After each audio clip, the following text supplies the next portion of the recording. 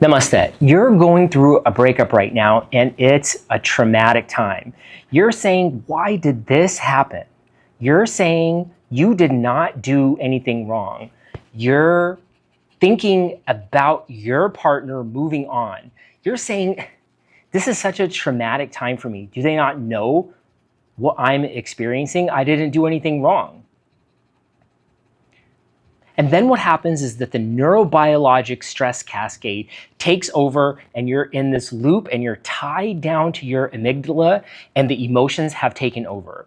In this 4-part series, we'll go over the pain that happens with a breakup and rejection and your self-esteem and how it affects that, the resentments that develop after that, the neurochemical structure behind a breakup, the neurochemical makeup, and then how you can reach sovereignty.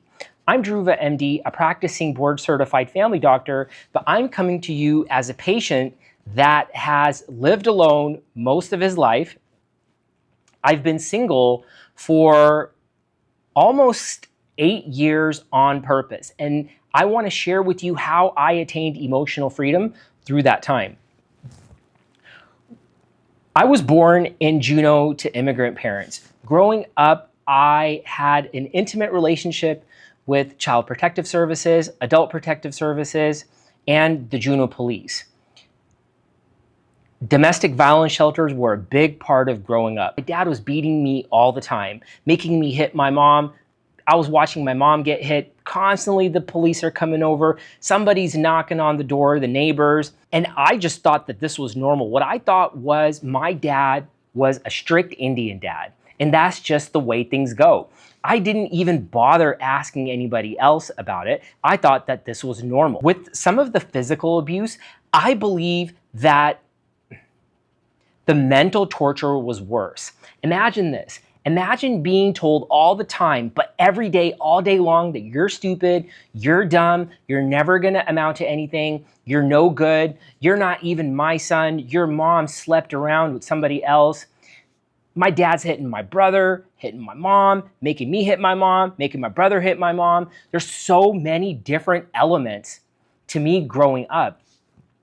But there was something that I wrote on my website. I'd recently done a speaker reel on my website. I updated it. And if my dad had maybe said one time that you're stupid, you're dumb, I don't believe in you, you'll never amount to anything, I probably would have believed that over the repetitive, you're stupid, you're dumb. Well, what happened was my mom went on to live with schizophrenia. She was institutionalized for 27 years. My brother would be found dead from meth and alcohol use for 17 days. I mean, the thing that we all had in common was that we hated ourselves and we just didn't understand it or take enough time to try and understand it. With what happened to them, it very well could have happened to me. Some of the stress, the resentments, and the resentment and implicit bias, which I affectionately call you having resentments towards something that happened when you were younger, that happened to me. I can't believe that. You have this implicit resentment bias that protects you. And then what happens is that when you cannot accept or embrace it, you tend to try to overcome and fix it. And what happens is that you could drink alcohol, smoke cigarettes to try to quiet the amygdala down, get some dopamine there really quick, eat bad, complain, talk to people that complain, blame the government, blame other people for your problems, blame your dad, blame your mom, whatever the case is. And then you just go on through life with this judgment and this resentment, implicit bias. And you just don't know who you are because the behavior is so mindless. What happened to me was that fast forward, I was tired of being bullied by my dad. I became a wannabe gangster. I went to juvenile detention 3 times. Thank God that before I turned 18, my family came and just took me to India, took my passport away. To be cool in India, you got to study. You know, in Seattle, I was stealing jeans. In India, I was studying trigonometry, and I got 7 scholarships into medical school. But that further drowned my self-hatred and my low self-esteem because now I'm a doctor and I'm like, well, none of that stuff matters anymore. Who cares about what happened when I was younger? Sure, I had all of these traumatic events and my self-esteem is shot, but I'm not going to accept that. But how am I going to even know about that because the behavior is so mindless? And as I start getting older, I had a cocaine-induced manic episode at 38, and at 39, I go to rehab, and now you see me here 7 years later being sober from alcohol, drugs, marijuana. But the thing that I have been sober from is my emotions.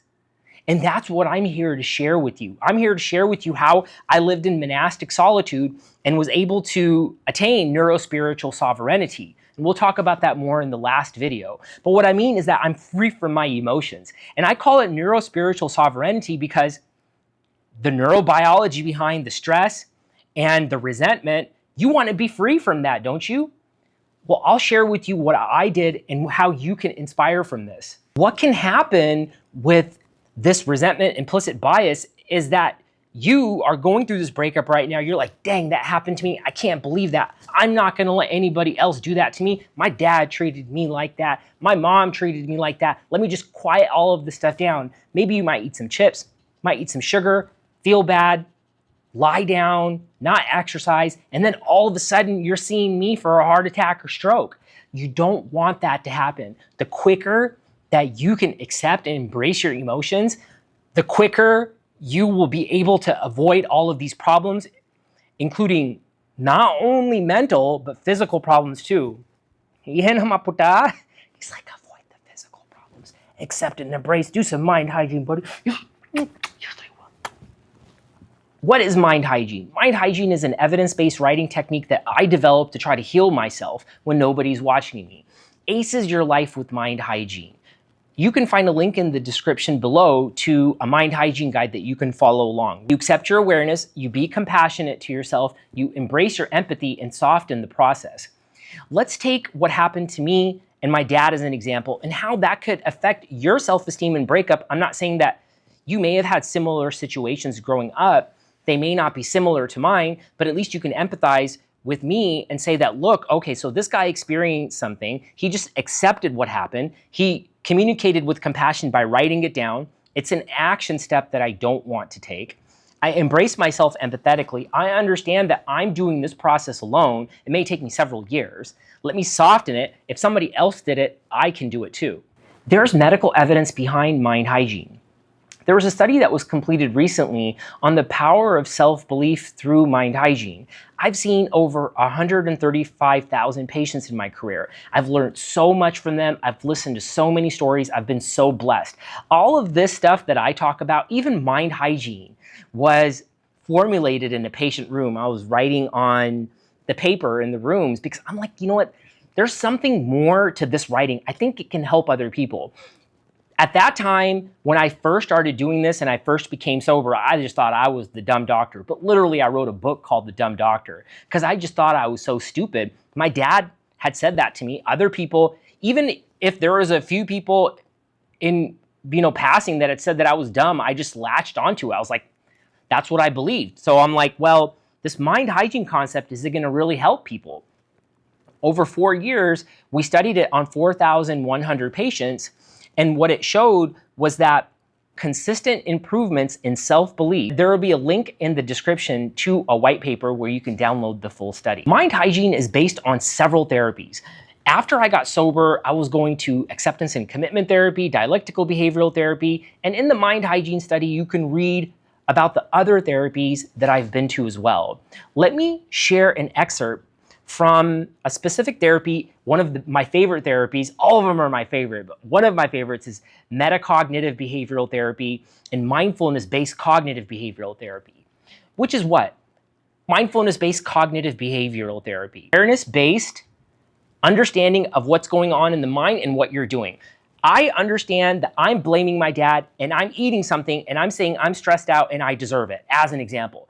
All it is that you're just creating the awareness around it. That's the exciting part about mind hygiene, is that there's nothing fancy to do. That's what I always loved about it. Because I'm alone, I think I'm dumb, I'm rejecting myself as other people are rejecting me. There are these people probably that were accepting me too, but that's not what I was focusing on. I'm like, look, let me just accept that I have low self-esteem, I have self-hatred, I don't like myself, I don't love myself. Could it be because of some of these things? Hey, wait a second, let's not make that my business. Let me read something from a study here. Mindfulness-based cognitive behavioral therapy and self-esteem and trauma is what we're talking about here. In a randomized study with individuals diagnosed with social anxiety disorder, mindfulness-based cognitive therapy was shown to produce significant gains in self-esteem and self-concept while reducing social anxiety. Here's what happens is when I was telling the patient this today, imagine the power that you have, the power that's completely gone when you accept something that happened. And then the patient was like, dang, that's so difficult. I'm like, I don't even know what it means to fix an emotion anymore. I don't know what it means to overcome a thought. You can get there too. You don't need my process. Sure, you can say this dude is the prototype. He went from self-hate to self-love. All of these things happened when he was young. He took time to reprocess all of those by virtue of writing. That's what I'm here to show you. I'm here to say, look, of course, you can hire the coaches, you can pay the therapists, whatever you need, but you don't need somebody cheerleading you. Do you see anybody here? Oh, hey, kitty. My cat's here. And there's my dog, Suwarna. Suwarna, ba? Ba mo pa na tara, ba? Ba. My dog here. And I have my writing. If you want, I can do some dry erase videos too, but here's something just for my bag. And this is August 25th of 2025, that's today. August 1st of 2025. I like to write the dates down for some reason. Here's some things on financial health. Here's August 5th of 2025. Let's see what I did. I did some mind hygiene here. I'm trying to leave something. Help me with my speaking business. 7 to 4 most days. That means most days that, you know, when I'm at work, that's the times that I'm really like sticking to my core values of like eating. Awareness on the inside, I'm alone. Outside, I'm shining. On the inside, I have intention and purpose. Sometimes I'm not that focused. Let me soften the process. I've moved before, so I'm moving now. I've moved before from Auburn, Seattle, Aberdeen, Ballard. I could move again. And what I'm doing here is I'm just motivating myself. Oh, look at this one here. Is this what we wrote down? Oh, yes. Foods that increase cortisol will cause problems with ages. Advanced glycation end products, and something like that. Decrease elastin, decrease collagen. I'm like, forget it, brother. I'm not going to eat food that is going to ruin my skin. Of course, medical stuff is there too. Oh, yeah. Increase food that has polyphenols, omega-3s. So I'm just, oh, this is a big day. Look at all of that writing. And you can see how I'm just kind of, I mean, it works for me where I don't feel that I'm not alone with my writing, because when I write, I feel like God is speaking to me. Somebody else is speaking these things. Sure, I will say, I'll agree that it's me going to Starbucks and saying, hey, look, my Starbucks name is Kevin. I mean, I'm Dhruva, but it seems to be easier. And I'm like, can I get a tall, non-fat latte?